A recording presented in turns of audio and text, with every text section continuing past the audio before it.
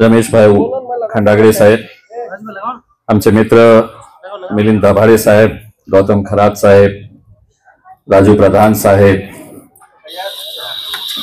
अंकित इंगळे साहेब, या एरियातले आमचे कॉर्पोरेटर आरिफ हुसैनी साहेब, विकास येडके साहेब आणि इथे उपस्थित माझे बंधू भगिनींनो, मी सर्वप्रथम आरिफ हुसैनीला खूप खूप धन्यवाद देतो की त्यांनी इथे सर्वांना लोकांना तुम्ही बोलवले आणि आज एक या इमारतीच्या उद्घाटनासाठी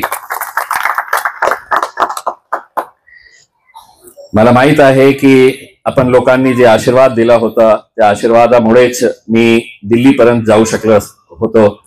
मी खासदार झालं तर आपल्यामुळेच झालं होतं. मी वारंवार हे बोलत राहिलेलं आहे. दुर्दैवाने यावेळी माझं लक नाही होतं, जाऊ शकलं नाही. विधानसभेमध्येही 2000 मतांनी पडलं, पण तरी सुद्धा आम्ही आमचं जे काम आहे, जे लक्ष्य आहे ते सोडलं नाही. ते काम आम्ही सातत्याने करत आहे.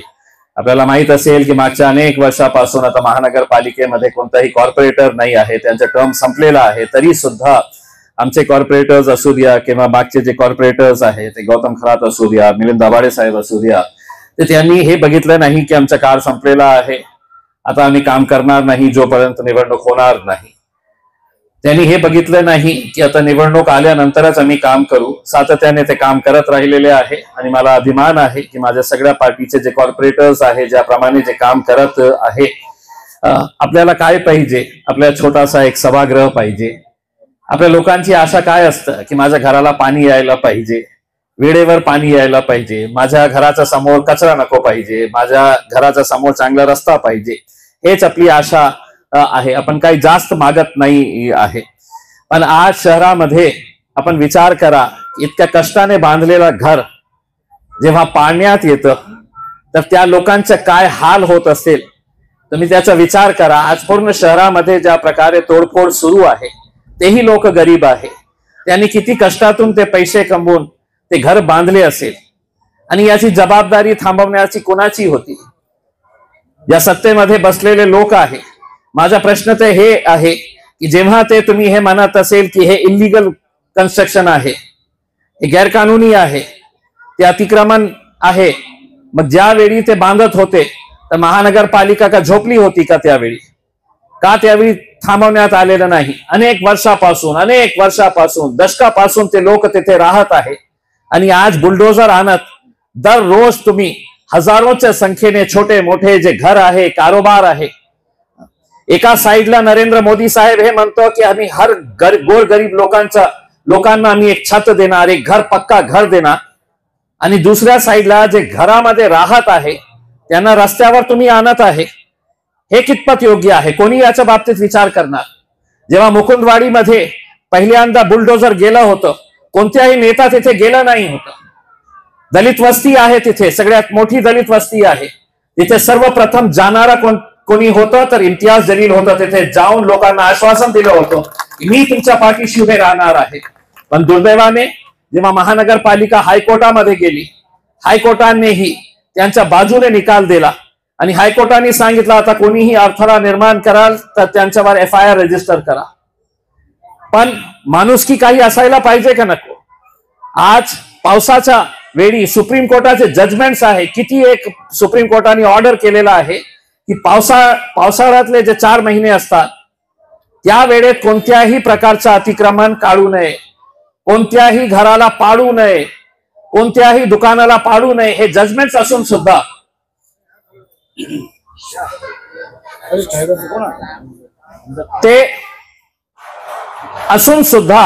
आज हे होत असेल तर याची जबाबदारी कोण घेणार?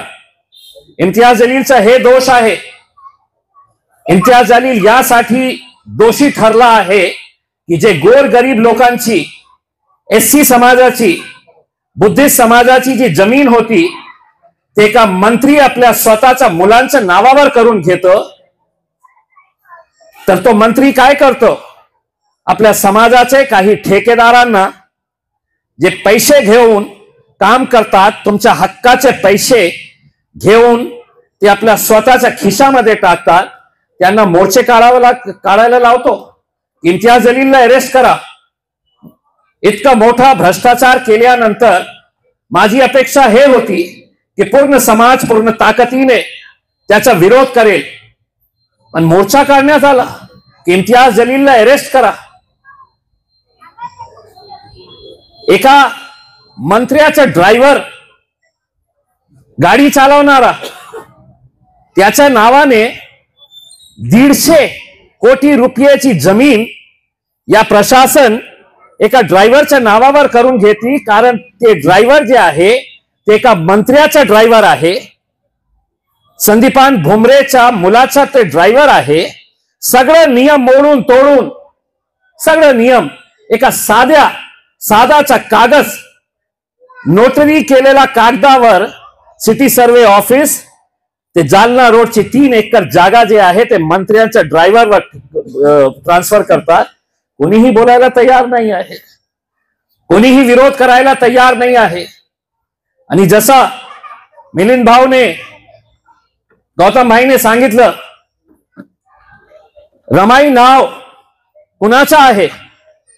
आपल्याला या गोष्टीचाही लाज वाटत नाही की रमाई आंबेडकर नावांच्या जे स्कीम सरकारने सुरू केली होती, गोर गरीब बुद्धिस्ट समाजाला, एससी समाजाला छोटे छोटे पक्के घर बांधण्यासाठी, 250-300 स्क्वेअर फीटचं घर बांधण्यासाठी तुम्हाला 2.5 लाख रुपये सरकारकडून मिळतं.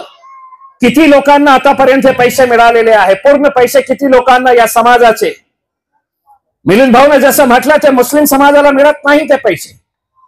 ते गोर गरीब एससी समाज ज्यांच्याकडे पक्का घर नाही आहे, टीनच्या शेडच्या खाली ते राहत आहे, त्यांच्या नावाने एक गँग झालेली आहे. आपल्या समाजाचे काही स्वयंघोषित जे मोठे नेते झालेले आहे, मोठ्या मोठ्या गाड्यामध्ये फिरत आहे, मोठ्या मोठ्या सोन्याच्या चेन गळ्यात घालून ते फिरत आहे. बोगस फाइल्स तुमच्या नावाने तयार करण्यात आलेली आहे. बैठ जा राजा, बैठ जा, बैठो, उसको बैठाओ. 2.5 लाख पैकी तुम्ही फक्त कागद द्या आम्हाला, आणि त्या कागदाच्या ऐवजी आम्ही तुम्हाला 50,000 रुपये देऊ. खुश तुम्ही, अरे मला 50,000 रुपये मिळत आहे. पण तुमच्या हक्काचे 2 लाख रुपये, तुमच्या नावाने काढलेले 2 लाख रुपये ते कुठे जात आहे? तर या पुढाऱ्यांच्या खिशात जात आहे. मी आपल्याला शब्द देतो, हे जे मोठे नेते आहे, खंडागळे साहेब तुम्ही आमच्या सोबत, मिलिंद भाऊ तुम्ही आमच्या सोबत, गौतम भाई, प्रधान साहेब तुम्ही आमच्या सोबत राहा. मी तुम्हाला शब्द देतो, हे मोठे मोठे जितके नेते हे आजपर्यंत तुमच्या हक्काचे पैसे खाल्लेले आहे, ते सगळ्यांना तुरुंगात पाठवण्याची जबाबदारी इम्तियाज जलील घेणार आहे.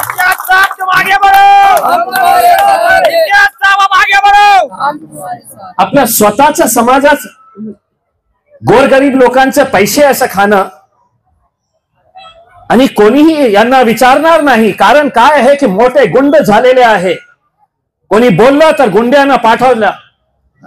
भडकल गेट ज्या डॉक्टर बाबासाहेब आंबेडकरांचा पुतळा आहे, त्याच्या समोर माझा जन्म झालेला आहे. मी मोठा झाला ते पुतळ्याला बघून, डॉक्टर बाबासाहेबांना बघून मी मोठा झालेला आहे त्या भडकल गेट. आणि ज्या बाबासाहेबांची उंगली ते दाखवत आहे ते माझ्या घराकडे दाखवत होते बाबासाहेब आंबेडकर. आणि तुम्ही माझ्यावर केसेस करतो. तुम्हाला असं वाटतंय की इम्तियाज जलील घाबरणार? त्या मंत्र्यांनी ज्याचा भ्रष्टाचार मी उघड केलं ते पोलीस कमिशनरांना फोन करतो, डीसीपीला, एसीपीला, पीआयला फोन करतो आणि सांगतो की इम्तियाज जलीलवर तुम्ही FIR रजिस्टर करा, आणि पोलीस करून टाकतो. माझ्यावर FIR रजिस्टर करतो कारण एकच आहे, इम्तियाज जलील आता FIR झालेला आहे, ते घाबरणार, काही बोलणार नाही. इम्तियाज जलील घाबरणार नाही, डरणार नाही, झुकणार नाही. माझी जी लढाई आहे ते तुमच्यासाठी आहे. मला माहित नाही आहे की किती लोक त्या मोर्चामध्ये आले होते, पण एकदा याचा विचार करा की तुमचे 2.5 लाख एक मोठा जे नेता, आपल्याला स्वतःला स्वयंघोषित नेता आपल्या समाजाचा म्हणणारा, 300 बोगस फाइल्स तयार करण्यात आले आहे. एक मोठ्या नेत्याने 300 एका माणसाला 2.5 लाख रुपये मिळते. विचार करा 300 लोकांना किती पैसे आणि त्यांच्या खिशात किती पैसे जातात. ये लड़ाई, ये सिर्फ मेरी लड़ाई नहीं है, ये लड़ाई इस समाज के उन बड़े नेताओं की है जिनसे कल ये समाज सवाल करने वाला है. आज हम खड़े हुए हैं. इम्तियाज जलीलला आम्ही रस्त्यावर फिरू देणार नाही. त्याच्या घरावर आम्ही हल्ला चढवू. एक नेता म्हणतो याला कापून टाकू. अशा प्रकारची भाषा का? मंत्री साहेबांनी पैसे दिले तर खूप जोर आला तुम्हाला. मंत्री साहेब 2.5 वर्षासाठी असणार आहे. मी 24 वर्ष पत्रकार होतो आणि मी येणारा 24 वर्ष आमदार खासदार नाहीही राहिलं तर मी पत्रकारिताचे जे काम आहे जे मी आज करत आहे ते मी सुरूच ठेवणार आहे. तसं तर ये गलतफहमी में मत रहो कि कोई नेता तुम्हें बचाने के लिए आएगा. आज माझ्यावर पोलीस दबाव टाकत आहे की साहेब नोटीस घ्या, आमच्यावर दबाव येत आहे. मी मला नाही घेणार. बेल घ्या, मी म्हटलं नाही घेणार. तुम्ही माझ्यावर खोटा गुन्हा रजिस्टर केलेला आहे. तुम्ही खोटा गुन्हा रजिस्टर केल्यानंतर आता तुम्हाला जे कारवाई करायची आहे, मला उचलून तुम्ही जेलमध्ये टाकायचं असेल तर मी बेल घेणार नाही. मी जेल जायला तयार आहे पण या लोकांना मी सोडणार नाही. कोणत्याही परिस्थितीमध्ये सोडणार नाही.